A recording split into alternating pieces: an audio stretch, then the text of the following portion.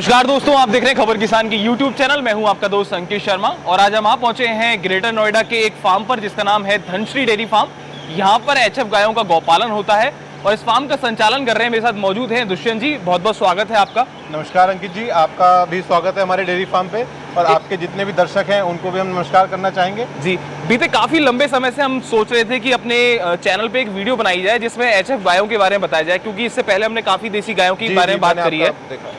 तो एक बार बताइए कि आपके फार्म पर लगभग कितनी गायें हैं और कैसे ये पूरा सिस्टम है जो आप लोग चला रहे हैं। देखिए, ये एक टोटल ऑटोमेटिक सिस्टम है और हमारे पास लगभग 100 एचएफ गायें हैं जी। इनको क्रॉस भी कह सकते हैं क्योंकि इसमें 60-40 का रेशो रहता है और ये कॉमर्शियली यही गाय जो है हम बाइबल मानते भी हैं। और आप एंटायर इंडिया में भी देखेंगे तो मैक्सिमम जो मिल्क प्रोडक्शन आ रही है वो इन्हीं गायों से आ रही है। अच्छा। तो हम लोग क्या करते हैं कि भाई 100 गाय हम लोगों ने यहाँ पाल रखी है। ये टोटली ऑटोमाइज सिस्टम है। इनका फीडिंग पैटर्न, इनका मिल्किंग पैटर्न, इनका पैडॉक जोन है हमारे पास, उसमें आके इनकी मिल्किंग होती है जी। और उसके बाद जितना भी मतलब 100 गायों का पशुपालन है, इनके अलग अलग कैटेगरी है, कौन से किस्में हैं और कितना लीटर दूध देती हैं और किस हिसाब से हम इनका दूध लेके मार्केट में, टोटली ऑर्गेनिक। और 28 प्रकार का हम फीड अपने यहाँ ही बनाते हैं। बहुत बढ़िया बात बताइए। जैसे कि ये सारी गायें हैं, इसमें मैं देख रहा हूँ यहाँ पर टैगिंग भी हो रखी है, तो इसका क्या एक मतलब है? ये टैगिंग के साथ साथ इसमें कुछ पैरों में आपने चिप भी लगा रखी है जी। इसमें गायों का इंश्योरेंस नंबर है, एक डेयरी फार्म का नंबर है। अच्छा। और एक पैडोमीटर है जो कि इजराइल बेस्ड एफ्री मिल्क कंपनी है। अच्छा। वो वर्ल्ड वाइड ऑटोमाइजेशन पे काम करती है, तो उससे हमें गायों का डेटा ऑन कंप्यूटर मिलता है ताकि हमारी मैनेजमेंट अच्छी हो सके, गाय का पालन अच्छा हो सके और लेबर मिनिमाइज हो सके। जो डेयरीज में आजकल सबसे बड़ी प्रॉब्लम है, मैन पावर की बड़ी समस्या लोगों को मिलती नहीं है जी। ऑड आवर्स में वर्किंग है, मार्केटिंग वाले 9 to 5 मिलते हैं, पर इनकी वर्किंग शुरू होती है बिफोर 5 o'clock, तो 4:30 में लोगों को आना पड़ता है, काम करना पड़ता है। तो उस हिसाब से हमें प्री डेटा मिल जाता है इनका। जैसे मिल्किंग हुई, उसका कितना डेटा था, हीट में कब है, इंसेमिनेशन कब करनी है, उसकी एवरेज निकालने के लिए। क्योंकि मैनुअली में कभी कभी क्या होता है, हमारे साथ बड़ी मिसकंसेप्शन हो जाता है, धोखा भी हो जाता है। जब हम मैनुअली करते हैं तो वो याद भी नहीं रहती लोगों को, या कभी चीजें डेटा मिस हो जाता है। डेटा मिस होता है और जिस लेबर के हाथ वो लगी हुई है तो वो उसी के पास डेटा है, बिल्कुल उसी को वो दूध देगी। और कल को अगर चला गया तो फिर आप बैठे रहिए। हमारे मतलब अपंग हो जाते हैं हम लोग उनके बिना। तो जी, मैं ये कह रहा था कि ये जो पूरा आपने प्लांट लगा रखा है इसके बारे में बताइए। ऊपर पंखे चल रहे हैं और हम यहाँ खड़े हैं तो मुझे वो फॉगर वाली फीलिंग आ रही है। यहाँ पर फॉगर भी चल रहा है, इसका क्या कॉन्सेप्ट है? ये क्यों लगाया गया है? ये इसलिए कि इन गायों को थोड़ा सा जो समर्स के जून, जुलाई एंड अगस्त, ये ह्यूमिड वाला जो वेदर है वो इनके लिए सबसे मतलब बुरा मान सकते हैं। अच्छा। हमारे लिए भी इसमें हमारे जो रेवेन्यूज आते हैं और इनको इससे क्या है कि एक एनवायरनमेंट देते हैं हम कूलिंग का, ताकि जो बाहर का टेम्परेचर है वो कम से कम 2 या 4 या 5 डिग्री डाउन रहे, तो इनको खाने में कोई दिक्कत ना हो। कि टोटली लूज हाउसिंग है, पानी 24 घंटे के लिए है, फीड इनकी 24 घंटे के लिए है, 2 टाइम हम फीडिंग करते हैं। अच्छा। ताकि इनको एनवायरनमेंट अच्छा दिया जाए, क्योंकि अगर हैप्पी काउ होगी मानी जितनी खुशहाल गाय आपकी उतना अच्छा दूध देगी, स्वस्थ रहेगी, उतना ही उसकी न्यूट्रिशन वैल्यू होगी दूध की। आप बांध के रखिए एक पशु को और एक खुले को रखिए, हमें कोई बांध के रखे और हम खुला छोड़ दिया जाए कि भाई आप पूरा एक्सप्लोर करो मार्केट को, तो आप देखिए कितना फर्क आएगा हमारे आउटपुट में। तो वही गायों पे लागू होता है। दुष्यंत जी, जैसे कि आपने भी बताया था अपने बारे में कि आप विदेश में पढ़कर आए, फिर आप देश में आए, तो आपने जब देश में आए तो ये पूरा दूध और ये गोबर वाला कैसा कॉन्सेप्ट आपके दिमाग में आया? आपने बता रहे थे कि आप पूरा मार्केटिंग का MBA करके वहां से आए। जी, तो ये काम करने की क्यों सोची आपने? कभी लोगों ने आपको क्रिटिसाइज नहीं किया कि दुष्यंत ये क्या काम कर रहे हो तुम? स्टार्टिंग में क्रिटिसाइजेशन देखिए होता ही है, क्रिटिसिज्म, बट लेकिन मेरा एक मन भी था और मेरे को ये था कि भाई मैं एक मिल्क एंड मिल्क प्रोडक्ट्स के साथ जो फ्यूचर है उस पर काम करूं। तो इसीलिए मैंने जो वर्ल्ड में जो पहले से प्रैक्टिस चल रही है, बिकॉज आप देखिए शहरों के अंदर आजकल लैंड्स खत्म हो रही हैं, बिल्कुल अच्छा दूध किसी के पास नहीं है, अच्छे मिल्क प्रोडक्ट्स किसी के पास नहीं है, ऑर्गेनिक नहीं है। ऑर्गेनिक में भी 95% हम लोग मानते हैं, बिकॉज जो फसल है वो किसानों के यहाँ उगती है, तो उनकी भी इनकम हम चाहते हैं कि भाई डबल हो हमारे साथ। तो उनसे हम प्रिक्योर करते हैं इनके लिए हरा चारा, मक्का जो इनका मेन इंग्रेडिएंट है। तो उसके लिए हम किसानों को प्रोत्साहन देते हैं कि भाई अच्छी मक्का लगाएं। और जब लंदन से मैं वापस आया तो मैंने देखा कि भाई कोई ऐसा काम किया जाए कि भाई सारी चीज़ सैचुरेटेड है अब इंडिया में। मार्केट जो है वो पीक पे है अपनी, तो उस हिसाब से हमने देखा कि भाई डेली प्रोडक्ट्स क्या क्या यूज़ हो सकते हैं। और फिर पिताजी का हमारे शुरू से मन था कि भाई एक डेयरी फार्म और डेयरी फार्म लगाया जाए। बिल्कुल। तो डेयरी फार्म के साथ भी ऐसा काम किया जाए कि भाई एक नेक्स्ट लेवल का काम हो, जो कुछ हटके हो, जो आने वाले टाइम में एक इन फ्यूचर लैंड्स की कमी होगी।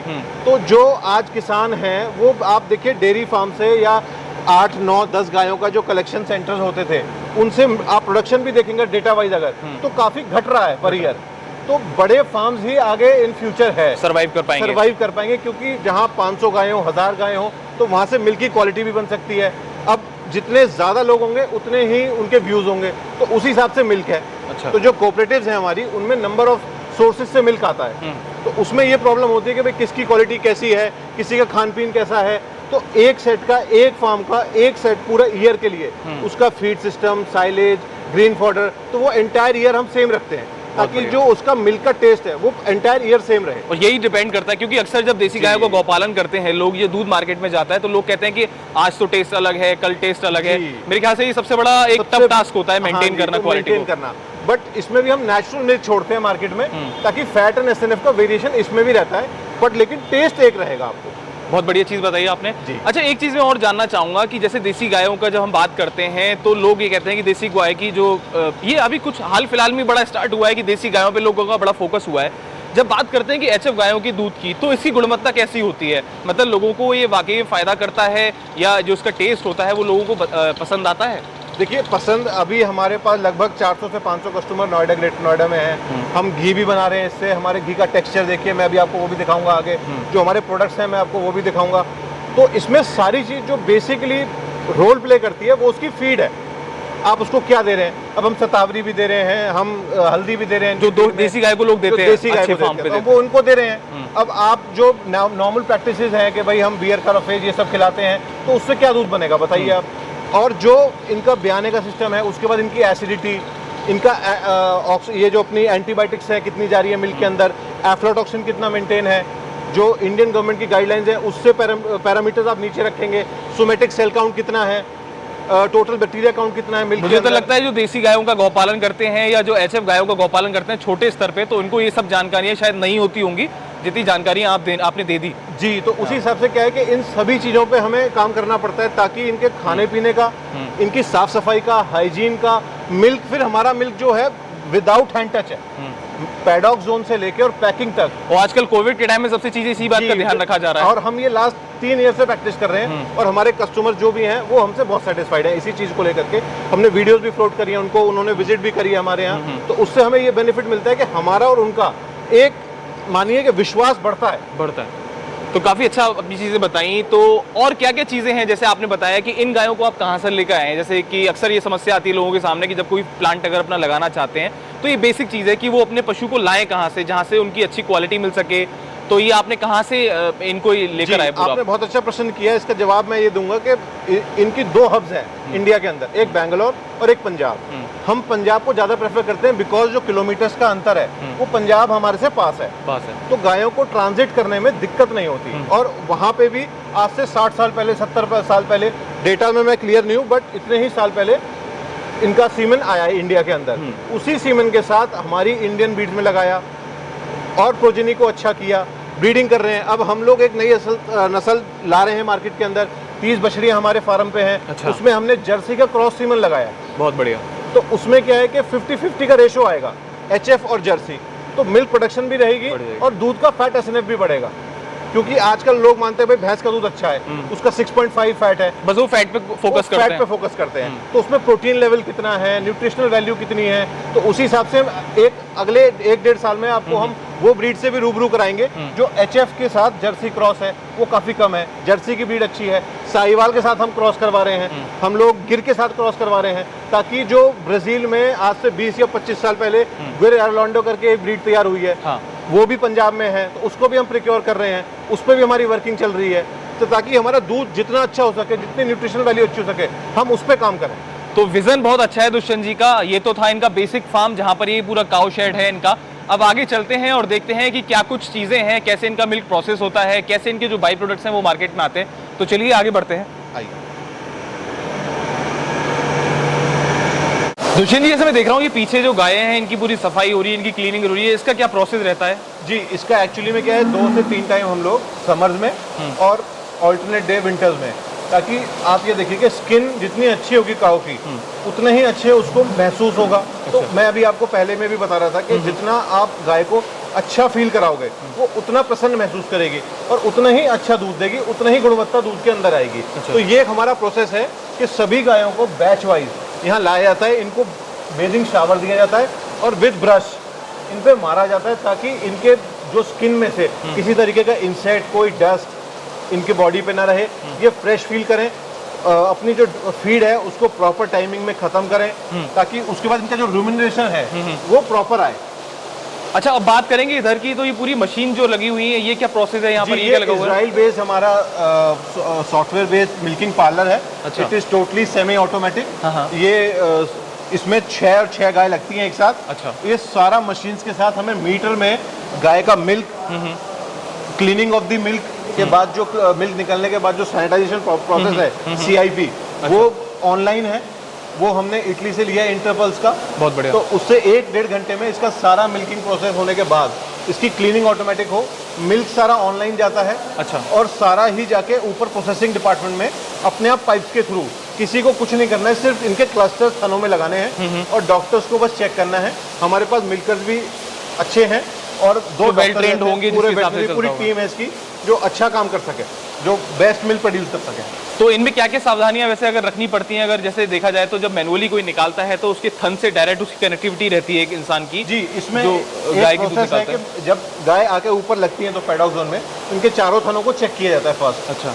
उसमें क्लीनिंग की जाती है, उसके साथ उसको चेक करके देखा जाता है कि किसी भी गाय में कोई दूध में मैल फंक्शन ना हो, किसी भी तरीके का दूध में खराबी ना हो।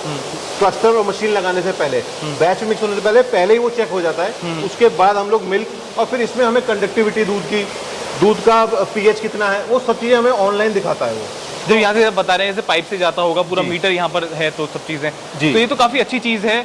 और लगभग एक टाइम पे कितनी गायें इसके अंदर आ जाती हैं? इसमें 12 आती हैं जी, और लगभग 100 गायों में हम लोग 1-1.25 घंटे में पूरा मिल्किंग प्रोसेस खत्म कर लेते हैं। और यही काम अगर मैनुअली करें तो मेरे को लगता है कि बहुत कम से कम 4 या 5 घंटे लगेंगे। 4-5 घंटे लगेंगे। तो ये कहीं ना कहीं आपका टाइम सेव करता है और वही समय आप किसी और चीज में आप लगा सकते हैं। जी, उतना ही अच्छा हम लोग गायों पे ध्यान दे सकते हैं, लेबर उस पर ध्यान दे सकती है, डॉक्टर दे सकती है, उनका फीडिंग पैटर्न क्या है, फीड उठाने का सिस्टम कितनी देर में है, तो वो सारा ध्यान हम फिर गायों पे देते हैं।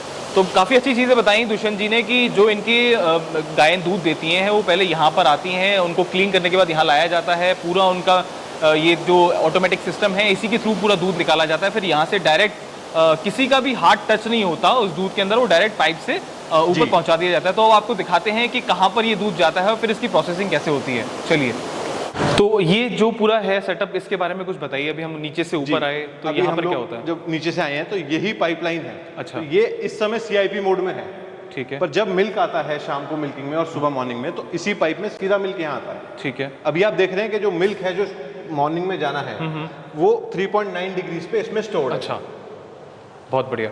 और इसी के बाद हमारा यूनिट चालू होता है पैस्चराइजेशन का। पैस्चराइजेशन, हम पैस्चराइजेशन मिल्क देते हैं मार्केट में। ये चिलर है हमारा, ये पूरा पैस्चराइजेशन यूनिट है। अच्छा। इसमें pH लाइंस होती हैं, एक तरफ दूध चलता है, एक तरफ पानी चलता है। ठीक है। तो कई लोग तो यूज करते हैं सोडियम वाटर, बट हम लोग करते हैं ग्लाइकोल बेस्ड। अच्छा। It is an food grade item के दूध को ठंडा करने के लिए मिक्स नहीं होता है, बट अलग pH लाइंस में वर्क करता है। तो इससे विद इन सेकेंड्स और कुछ टाइम में ये ठंडा हो जाता है दूध। तो ये एक, जितने भी भारत के अच्छे प्लांट्स हैं वो यही यूज करते हैं, and it is a expensive product. अच्छा जी। एक चीज़ और है, जैसे कि बहुत से लोग ऐसे हैं जो डेयरी फार्मिंग करते हैं, तो वो अक्सर ये कहते हैं कि हमारे यहाँ दूध पैस्चराइज नहीं होता। तो बहुत से लोग ये भी हैं जो मार्केट में डिमांड करते हैं कि पैस्चराइजेशन मिल्क ना हो, बहुत से लोग ऐसे होते हैं कि पैस्चराइज मिल्क ही चाहिए। तो इन दोनों में डिफरेंस क्या है और इनमें क्या अंतर है, एक बार हमारे दर्शकों को बताइए। पैस्चराइजेशन एक बेसिक टर्म को मैं अगर समझाऊं आपको, तो वो ये है कि हम दूध को उबाल के दे रहे हैं आपको। ठीक है। For the convenience of the customer, जब तक आपके घर नहीं पहुंचता हो। आपके घर नहीं पहुंचता। देखिए आज हम अगस्त में खड़े हैं तो इतना ह्यूमिड है, अगर हम मॉर्निंग में और 2-3 बजे गाड़ियां निकलती हैं डिलीवरी के लिए, जितने भी कस्टमर्स हैं, तो उसको टाइम लगता है 5-6 घंटे। तो जब 5-6 घंटे में अगर हम इसमें कुछ भी ऐड नहीं करते, इसमें हम पाउडर भी ऐड नहीं करते, हम सिर्फ fat SNF as it is जो नेचुरल मिल्क गाय ने दिया हम वही बेचते हैं, बस इसको बॉईल करके दे देते हैं, ताकि कस्टमर को कन्वीनियंस रहे कि भाई उसके घर पे अगर हम 5 मिनट डिलीवर कर दिया। और कस्टमर आजकल मेट्रोपॉलिटन्स और जितने भी स्मार्ट सिटीज़ हैं उसमें लोग अपना कन्वीनियंस के हिसाब से उठते हैं, भाई 8 बजे 9 बजे उनका कोई सर्विस होल्ड वाला है या हाउस होल्ड में जो काम कर रहा है वो अपना आता है, वो आके दूध को ले लेता है। तो इसलिए उनकी कन्वीनियंस के हिसाब से हमें घर पे डिलीवर करना पड़ता है घर उनके, तो इसलिए हमें उबाल के देना पड़ता है, ताकि वो कहते हैं साहब दूध फट गया। अगर हम उसको उबाल के नहीं देंगे तो वो कैसे हम लोग उसको सर्वाइव कर पाएंगे। तो ऐसे जिसकी क्वालिटी में कोई ज़्यादा डिफरेंस नहीं आता? क्वालिटी में कोई डिफरेंस नहीं आता है। अच्छा। मिल्क एज इट इज है, जब तक आप उसमें कोई मिलावट ना करें। मिलावट नहीं करें। और मिलावट होती है फिर उसके लिए एडिशनल मशीन चाहिए, होमोजेनाइजर चाहिए, काफ़ी चीज़ें चाहिए।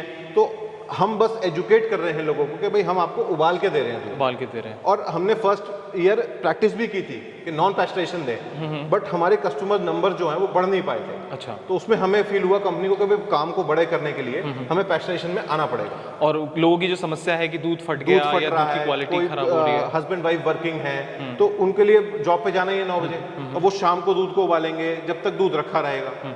तो ये पूरा सिस्टम कैसे काम करता है? जैसे मैं देख रहा हूँ काफी सारे कलरफुल बटन्स लग रहे हैं। अच्छा। एक टेम्परेचर होता है जो इंडियन गवर्नमेंट की गाइडलाइंस है उसके हिसाब से हम सेट कर देते हैं, उसमें उतने ही सिस्टम पे काम करके उबाल के ठंडा करके ये हमें दे देता है फॉर द एंड प्रोडक्ट। अच्छा, यहाँ पर ये जो है ये एंड प्रोडक्ट हो जाता है अपना। अच्छा। तो जो मॉर्निंग में मिल जाना है तो शाम को इसकी पैकिंग हो जाएगी, तो विद इन 12 आवर्स हम लोग कस्टमर के घर पे मिल्क को डिलीवर कर देते हैं। बहुत ये भी टोटली ऑटोमेटिक है, इसमें भी 5 जगह फिल्टर्स लगे हुए हैं ताकि किसी भी तरीके का एडल्ट्रेशन, कोई भी चीज, भाई ह्यूमन एरर कहीं भी हो सकता है, बट लेकिन हमारी कोशिश रहती है कि जितना मिनिमाइज हो सके हम उतना मिनिमाइज रखें इसको। इसमें फिल्टर्स वगैरह सारे हैं। तो ऑनलाइन सिस्टम भी हमारे यहाँ बॉटलिंग का ऑटोमेटिक है, इसी के थ्रू फिर ऑनलाइन में भी जाता है। 1000 लीटर घंटे का हमारा बॉटलिंग प्लांट है, तो वो पैक कर देता है। इन चीज़ों में क्या ध्यान रखना पड़ता है? जैसे अगर ये मशीनरी पे टोटली डिपेंडेंट है तो कभी कभी ऐसा होता है कि मशीन का भी फॉल्ट हो जाता है, तो इसमें क्या चीज़ की? तो उसमें ऑटोमाइजेशन में हमारे जो सिस्टम चेक पॉइंट्स हैं वो लगे हुए हैं, और एक यहाँ पे ऑपरेटर भी रहता है, प्लांट ऑपरेटर। उसका यही काम है कि भाई किसी भी यूनिट में दिक्कत ना है, साइकिल पूरी प्रॉपर रन करे। एक चीज़, जब मैं कभी किसी फार्म पे जाता हूँ तो अक्सर ये समस्या आती है हाइजीन की, लेकिन मैं यहाँ देख रहा हूँ कि मुझे ना तो कोई स्मेल आ रही है, ना कोई मक्खी है, और बिल्कुल आपने काफ़ी साफ सुथरा कर रखा है। तो लगभग इसके पीछे भी कोई रीज़न है? देखिए, इसके सैनिटाइजेशन हम लोग करते हैं, बिकॉज मिल्क एक ऐसी चीज़ है कि जिसमें सबसे ज़्यादा कंटामिनेशन के चांसेस हैं। तो जितना हम हाइजीन रखेंगे, जितना परफेक्ट हम लोग मैनेजमेंट रखेंगे, उतना ही दूध हमारा अच्छा होगा और कस्टमर के लिए उतना ही बेनिफिट होगा। बहुत बढ़िया। तो चलिए आगे बढ़ते हैं और देखते हैं कि दुष्यंत जी की जो फार्म है, इसके जो प्रोडक्ट्स हैं, जैसे कि इनकी जो फर्म है मिल्क एंड लाइट के नाम से आपका प्रोडक्ट हमारा भी ऑर्गेनिक एंड लाइट के नाम से, organic and light foods and beverages. तो चलिए देखते हैं कि क्या क्या प्रोडक्ट्स आपके हैं। आइए। तो दुष्यंत जी बताइए कुछ अपने प्रोडक्ट्स के बारे में कि क्या क्या प्रोडक्ट्स आपके हैं और क्या नाम क्या रखा है आपने ऑर्गेनिक एंड लाइट के नाम से? जी, ये ऑर्गेनिक एंड लाइट के नाम से हमारा प्रोडक्ट नेम है, जिसमें घी है और काउ मिल्क है भी।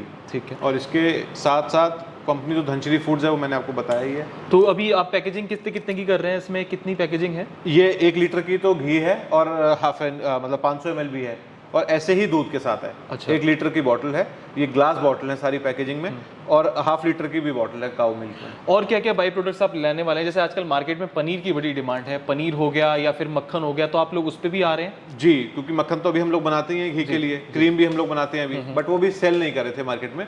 बट बाय अक्टूबर हम लोग स्टार्ट कर रहे हैं अपने ऑर्गेनिक स्टोर्स, मतलब it is a type of natural stores.